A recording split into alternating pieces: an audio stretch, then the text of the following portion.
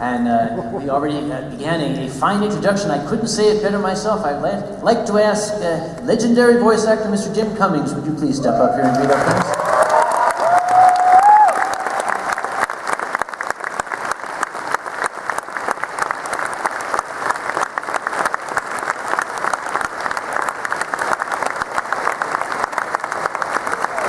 Meanwhile, vote for me.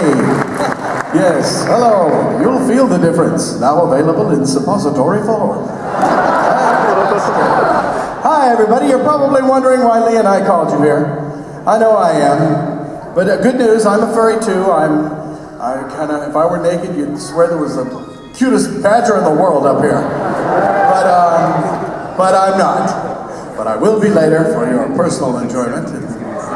We'll have to make a separate appointment for that. But anyway, I'm just glad to be here. Thank you very much. I mean, gosh, everybody I know is furry. Bonkers, Winnie the Pooh, Tigger, and just keep on bouncing, you know what I'm saying? Don't be ridiculous. And please, every last one of you stay as sweet as honey forever. I would really appreciate that if you would do that for me. Oh yes, and happy Independence Day. I'm feeling rather independent. How about you, Sam? That's a yes. Have a seat, join us. Alcapa Squad. Hi, nice place you have here. Okay, first, I didn't wear the jacket for nothing. I wore it for $19.50. If you think I'm kidding, I'll show you the receipt. Everybody, I'm sure you're aware, we have two great guests of honor, but Mr. Jim Cummings, he's probably, I think the nickname for you is Mr. Disney Afternoon, among other things, but you few other nicknames, but that's a good one. North is one of our assistant directors here. He's going to be helping to field questions for Mr. Cummings. So, do all of you have questions or things you'd like to hear and answer? Okay, so North is going to go ahead and help Jim out. So, do you have anything you'd like to say to all these fine folks? Yes, has anybody got a bottle of water? Just kidding.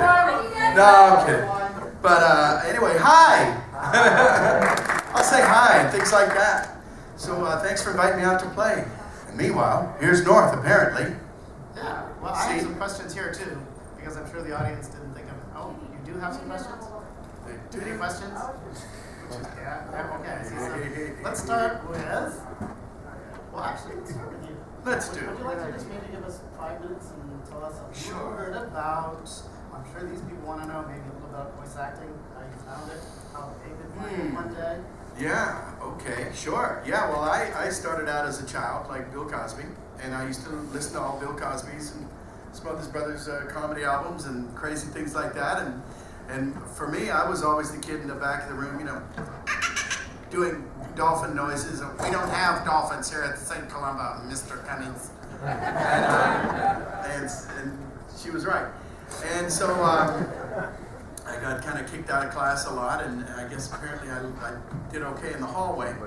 But I remember thinking as a kid that when my dad pointed out once that Mel Blanc was on TV doing something, he goes, "You see this guy? That guy does that Daffy Duck and the Taz and the Foghorn Leghorn, you know, that you got Bugs Bunny, and you know." And I go, "Really?" And I was thinking, well, gosh, he's making a living doing stuff that gets me in trouble.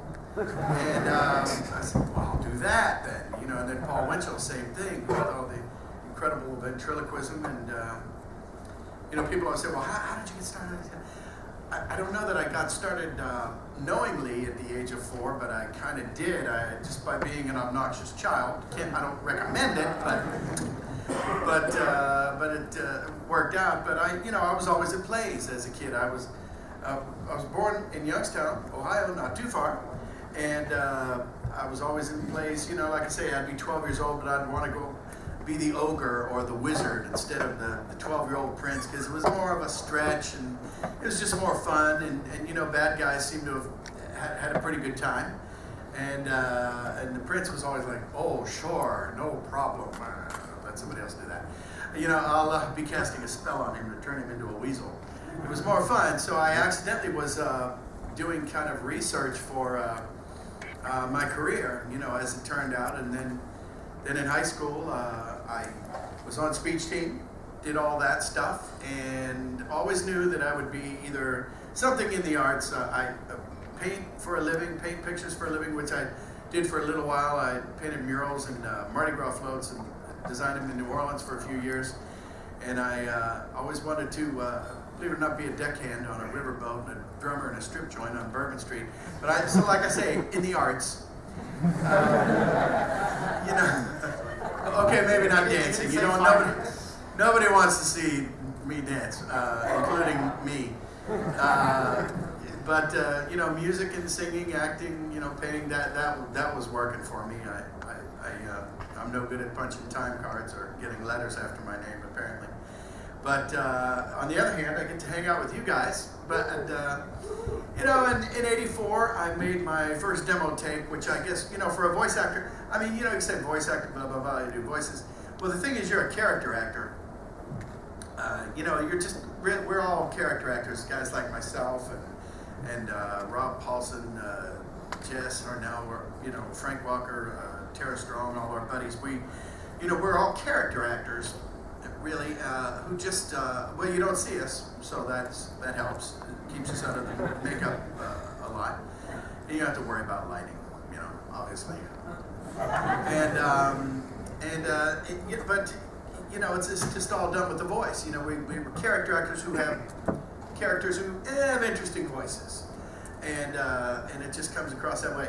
And you know, I always joke around. I've been nominated for an Emmy 5 times, and I'm 0 for 5. But my joke is that anybody can win an Emmy if they get to use their face. You know, but how do you find it? It just works, you know. Well, for me, you know, they'll bring it to you. You know, it's always good to get a picture, you know. You know, the producer, the creator, the director, they'll be saying, well, you know, this guy's very timid, or he's very shy, or else he's big and boisterous, and you know, and you just sort of adjust, aim and fire, and keep firing until they go, oh, okay, that stinks, oh, that's pretty good. You stop at that's pretty good, and then you try to get that better, and so made a demo tape, shopped it around, and I accidentally got my first job I auditioned for on my day off. It was Dumbo Circus. Cable TV was just breaking, and that apparently Disney Channel was gearing up. Apparently they've done well with it. Those kids, I'll tell you.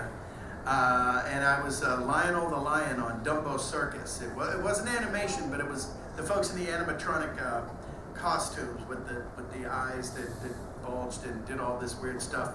And so that was my intro, and I didn't know that it was impossible to break into. Fortunately, I was, you know, ignorance was bliss, and I'm still blissful. And so one thing led to another, and then I got an agent, and I think I lucked out as timing-wise, because at that point, as we had said, you know, Disney Afternoon was gearing up, and there were a lot of shows breaking, and American animation was percolating away, and I was there at a nice time, and all the things that used to get me kicked out of class worked out, you know, so I get to come hang out with you guys, you know, and so that was kind of how I started, you know, but there's no formula though. You know, people say, well, you know, well, how do you do it? And I said, well, first you get a job in a steel mill, get kicked out of class, then you deck it on a riverboat. No, wait, you know, that doesn't sound right.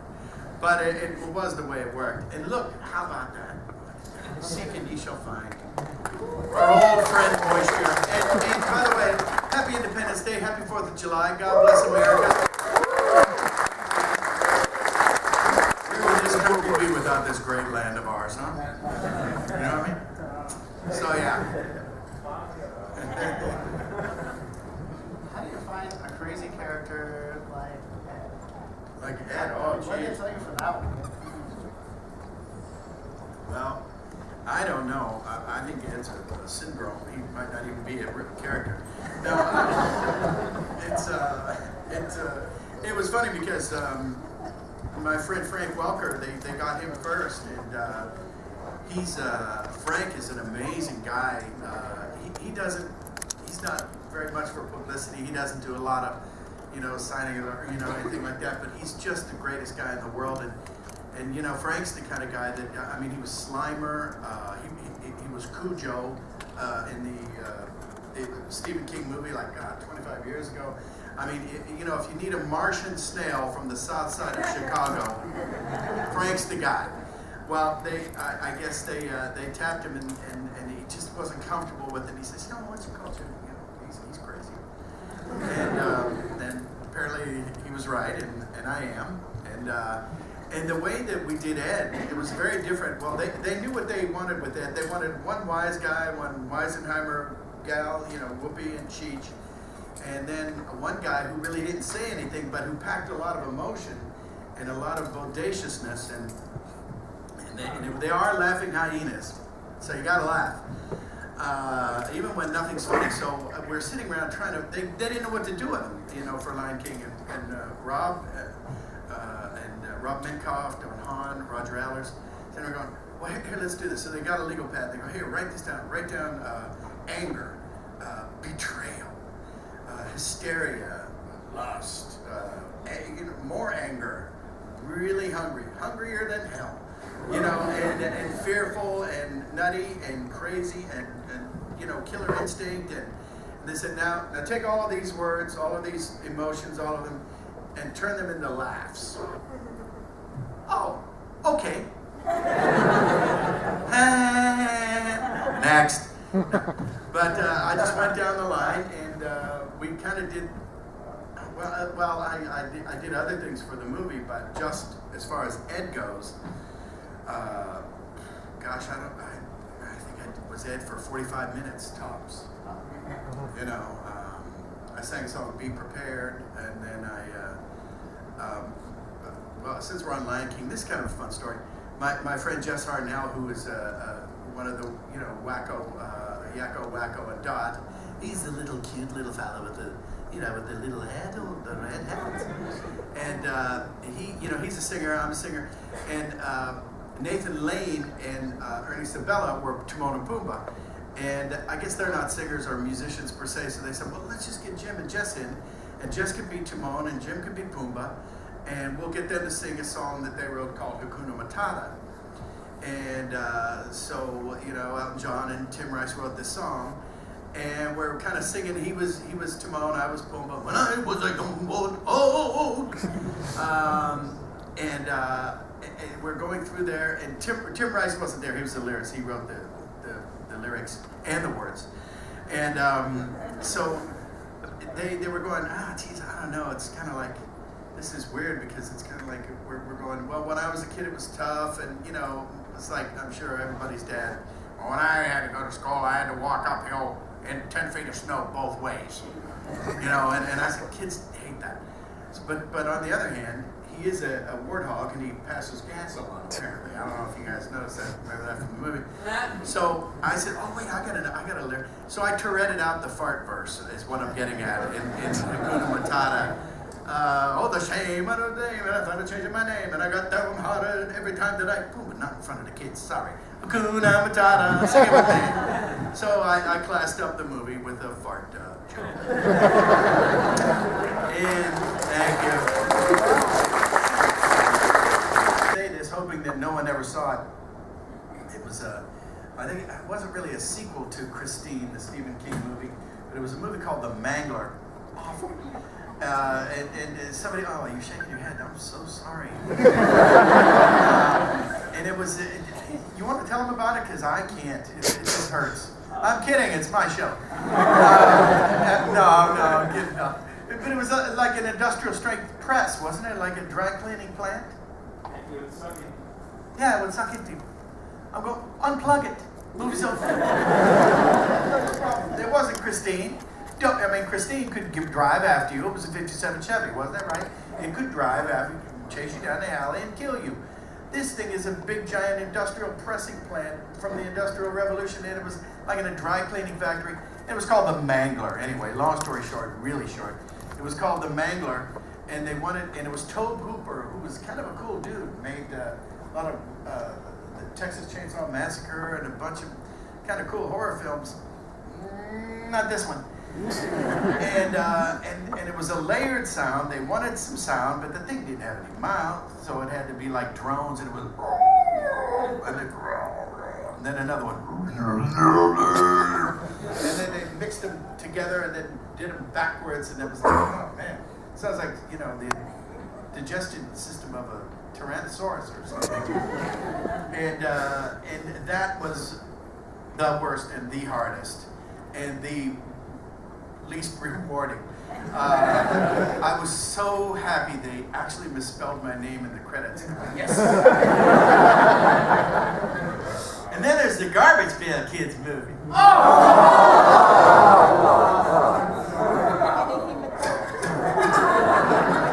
But other than that, how'd you like the show, Mrs. Lincoln? So yeah, there you go. Yes, sir. Any particular reason why you have acrobatics against the Sonic Well, he was. All the time. That was easy. Yes. Okay, now. Thanks for picking up on that. Okay, He was really paying attention. Okay, I gotta ask. This Garbage Pail Kids, why? I mean, I didn't make it. They paid me to be there. I made them pay me. I know, but wasn't there any point in where you just saw it, it was like, I don't want to be part of it. I think the sewage pail kids were busy that day. I don't know. Yeah. You know, God willing, there will be no sequel. Yes. Yes, somewhere up there with ears. Yeah, go ahead. How you doing, Jim? Hey! My question is, have you ever been approached by Sega to take up the mantle of Robotnik once again? And the answer is no. If they did, would you do it? No, and sure. Yeah, you know. I think there was another show that they had in Canada had one and we had one. You know, the United States, and I think theirs was a little more toony, or if that makes sense, a little more splat and run. Yeah. But sure, yeah. Robotnik's kind of cool. I dug him. You know, he was fun to do. You know, the idea that you know, he'd always go, when you have prisoners. Oh, that's good. I really like it. 'Cause you could tell he was the kind of guy that would sit around for fun, let's just get rid of this pesky wing, Mr. Butterfly. Oh, that's good. He's a bad, not a nice man. Can somebody get Jim a cigarette, please? Yeah, and I thought it was just fun. Somebody has that much fun being that stupidly bad. Yes. Yes, sir, right there with the hat. Yes. Or you. Okay, you have been in quite a lot of roles over the years, some of them occurring at the same time. You know, you're like one of those overused, you're one of those really... I am. I'm tired, too. I'm sorry, go ahead. You're just one of those really used voice actors like John DiMaggio and stuff. How does that not drive you nuts? And how do you keep up with it? I don't know. Now I can't. Thanks. Now I'm going to probably sit here and think about it, and now I can't get out of bed tomorrow. Thanks. God.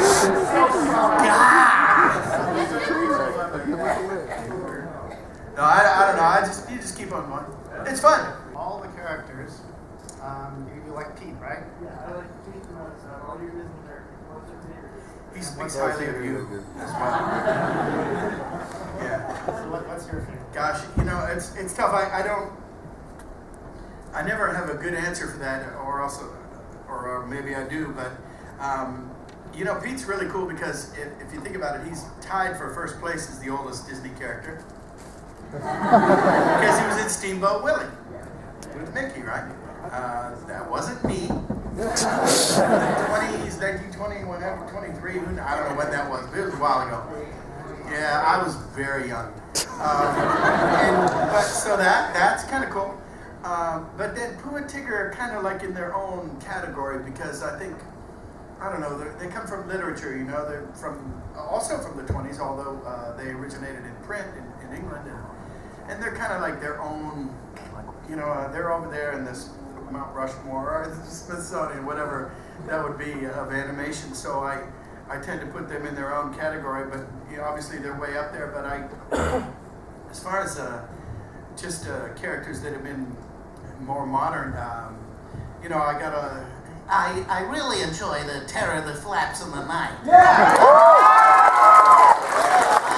I gotta tell you, I am the terror that flaps in the night. And I am the bug that splatters across the windshield of crime. Because I am the Queen Duck. And I'm glad you guys like it. And I gotta tell you, Ray is way up there. Princess and the Frog.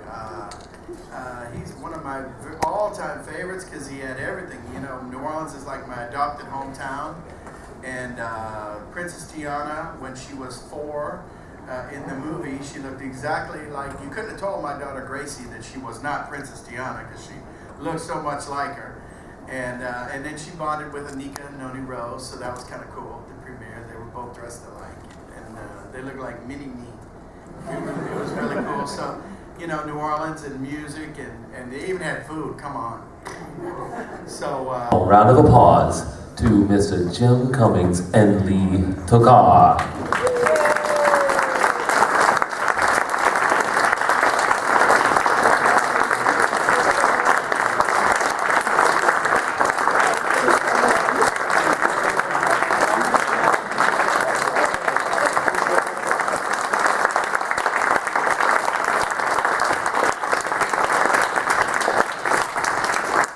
Hi, he's Lee, I'm Jim. There's no. Hi, he's Jim, I'm Lee. Good morning. Hi, everybody. Save us. Come up here and listen. North is going to moderate it. Got something for us here. We have one more coming. So yes, is everybody having a nice fuzzy day? Are we pursuing Very good. Very good. Hello. Take it away, North. Yeah, was anybody down on the Pop That Show earlier? There we go. There we go. Hey, yeah. Was anybody down on the Pop That Show earlier? Yes? Yes. So, that's Roger over there. He was just in the Pop That Show. Hopeless fanboy, that one. And he was so excited that we have these two guests here with us today. And we were at breakfast this morning and just thinking, well, what could we do that would be maybe even more exciting than having the two split up and making all the fans be in 2 different rooms and not be able to see both guests. And we thought, well, let's just do this and bring it all together. So what we'd like to do here this morning is just let these two gentlemen talk to you a little bit, tell you about some of their characters, some of their experiences working in their profession, and see where it goes from there, and we'll maybe take some questions from you all too. Did you bring some questions? Yes? Yay! Yes. Okay. So I'll let you all take it away for a little bit, and then we'll take a few questions and see where it goes from there. And we were going to have a great hour. A round of applause for North for being an amazing moderator.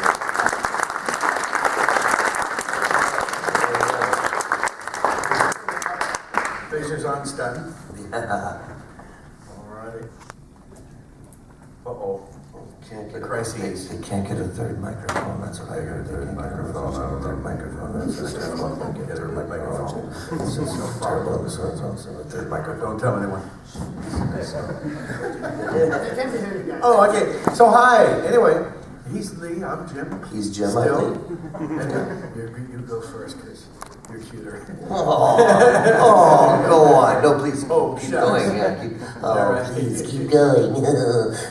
Well, I was in class and making the weird, dolphin noises in the back of the room, and apparently there were no dolphins in St. Columba. So I ended up in the hall instead of the classroom, or the principal's office instead of the classroom. But monkey hour worked out, and I turned what used to get me into trouble into a career. And one thing led to another. As a kid, I was always in bands. I played drums. I bring these. These are kind of like sticks. These are not jazz brushes, but not drumsticks. They're right in the middle, hot rods. And I bring these to sessions because it's good for the boring part. You know, when other people have lines. Really boring. So I'm sitting there doing that. But I, played drums forever and sang forever and plays forever and all that stuff. And I used to paint pictures on walls and design Mardi Gras floats. I always knew I'd be something in the arts, but not a dancer. You don't want to see that. No. Mime, though. He's an incredible mime. Yeah, that's right. Not a lot of people know that. Yeah, well, what's funny is, it's so funny because I started out and I wanted to be, replace Marcel Marceau as the premier mime of the world, and I have failed miserably. Well, he was quite good in the beginning, and then he took a hit out on you. And then, I know, and then I started talking, and then I blew everything. But, yeah, shadow puppets. You got that wrong. Yeah, I know, it was terrible. But, I was always in bands as a kid and always in plays as a kid. And people said, well, did you train? I didn't think I was training, but I guess I was because, when I was like 11, instead of trying out to be the little prince, I wanted to be Merlin or the monster and it was basically kind of accidental training for VO, for character voice, because I always say, oh, you're a voice actor, you do blah, blah, blah. And I go, well, yeah, but we're pretty much character actors, all of us, Lee and myself and all the rest of the people who do this. We're basically character actors, but you just don't see us. I mean, I could, I could be a giant or I could be an ant. And the range is, lies in either the voice or the animators, and they can animate anything, so you can be anything. And like certain actors, you'll always see that, one of them's always going to be the leading man or the character or the weirdo or the this or the that. Well, when, knock on wood, when all you're using is your voice, you don't get pigeonholed that much, because I end up doing like really normal sounding things like, here we see the badger crawling into the hole and eating all the swan's children, which is of course a very nice. That was one of my favorite pieces that you did. Nice, warm, fuzzy story. And then you can be Tasmanian Devil in the next day. So it's fun. It's fun that way. The most is the complete anonymity. Yeah. You can walk down the street and nobody knows who you are. You walk into the store and like, hey Lee, hey Jim, how you doing? Yeah. Or it's sort of, I don't know what it is like, because I don't go to LA very often, but really only in our little groups. I know, I got a good thing in Vancouver, but only in our little groups do people really recognize our faces, or unless they're like fans and go on our IMDb and they go, oh my gosh, your profile picture is 20 years old. You're good old, what's his name? Yeah, but really there's there's a disconnect, and it's nice because did you ever do on-camera acting? Did you ever very little. Yeah, me too. I always knew I was kind of lasering. Yeah. I did a Paul Rodriguez comedy special, like one of the first ones he did it. And I showed up, my agent thought it was a voiceover audition, and they said, well, I said, oh, so is there any copy here? And they go, no. Just do your stand-up act. And I went, oh, I didn't have a stand-up act. So I thought, okay, well, I'll just Tourette out my demo tape, because when you start off in VO, I guess your demo tape is kind of like if you were a regular face actor or like a model, it's a good example. Their calling card, more or less, is their portfolio. It's all these pictures. Here I am as a cowboy. Here I am as, you don't want to see that one. It's that, and that your demo tape is what that is to a VO guy. So I just did my demo tape. I had an Irishman on there with a roommate from India, and they were sitting around watching TV, and I was all the commercials. I was the Irish guy, the Indian guy, and all the every commercial and all the fake movie trailers that they collect through. And so I just did that, and they said, oh, okay. Got the job. Paul Rodriguez, I Need the Couch. It's got to be like 25 years ago. And it was so boring. I just spent the whole day waiting for that 5 minutes of on-camera stuff. And I thought, okay, this is boring, and I'm too immature to sit around for that long, waiting around. So I thought, well, I'm really going to focus on just the microphone, leave the cameras to other people. Yeah. And so that worked out. So I ended up here, and now I get to hang out with Lee and you guys in North. Yeah. And I'm so sorry. so that, Come on. So that was my trek here, and then I, like I say, that I made my first demo tape, and I gave it to a guy. I was working at a video store. No, Quentin Tarantino wasn't there, but I gave it to a guy named Sal Romeo, who was making really bad B movies, horror movies. And he was like my showbiz connection. And he said, oh, okay, wow, what am I doing with this now? And I go, I don't know, if you hand it to somebody who can use blah, blah, blah, okay. So he held on to it, and he gave it to Don Bluth over at being Don Bluth. And I didn't even know who he was at the time because I was too stupid. And I get a phone call from the studio, and he goes, hey, I got this tape here. Are you this guy? And I go, yeah. He goes, well, you don't really suck at all. But, so I knew I was onto something. Yeah, I know.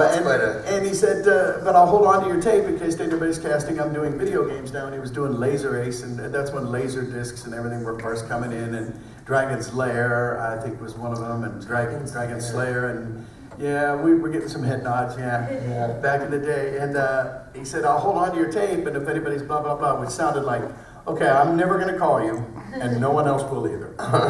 3 weeks later, I get a phone call. And the guy goes, hey, I got this tape from Don Bluth over there, and you don't suck, and but we're getting ready to do this show, Dumbo Circus. And I said, oh, okay. So I went up on my day off and I auditioned, and I got that job, and little unbeknownst to me, that's not how it works. Apparently you need an agent, and which I finally got one. But we ended up doing 120 episodes of Dumbo Circus.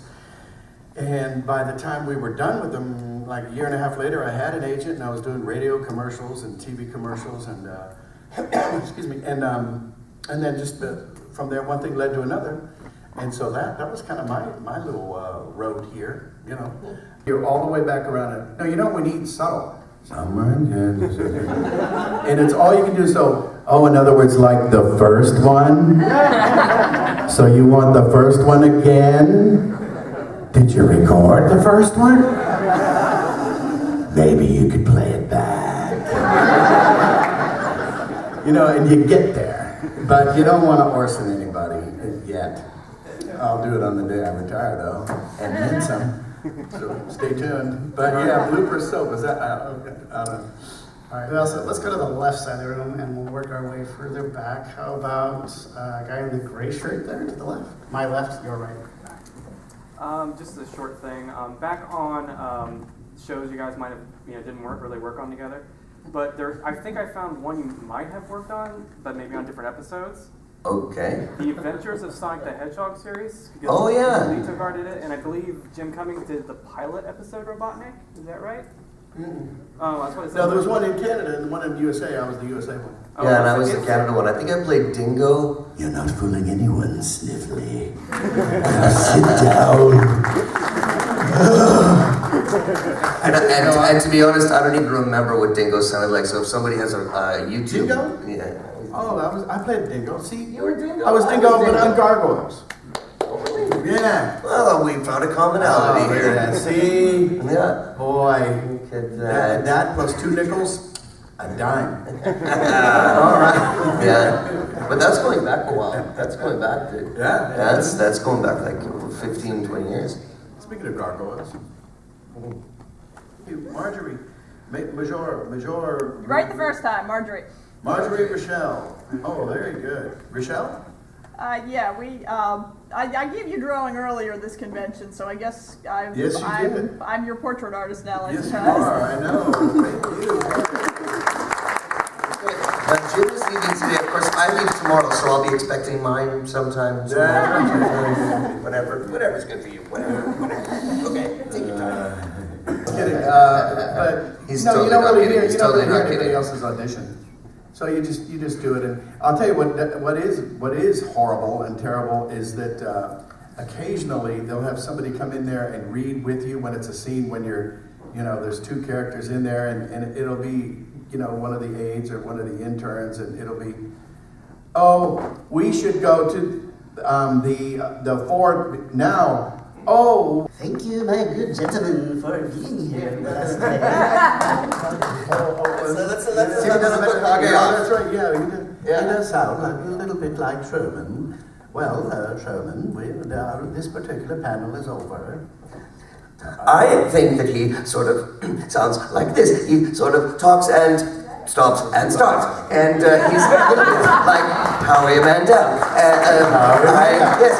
I'd like to thank you all for coming today. And I hope that you had a very good time. And I'm not going to say that I want people to bring booze in front of me and place them. But if you did, I would be most appreciative.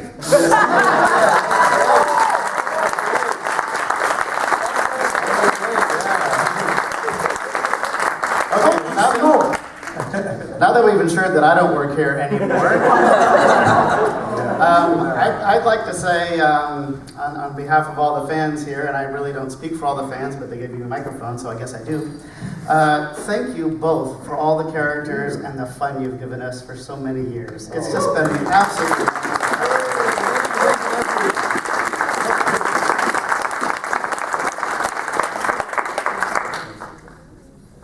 I think so. I don't know. Yeah. But I think we're going to be have the last autographs, by the way, in a little while. So. Yeah, so listen, I know that a lot of you have been, a little bit about this fan-built thing that I'm working on, and other people have asked.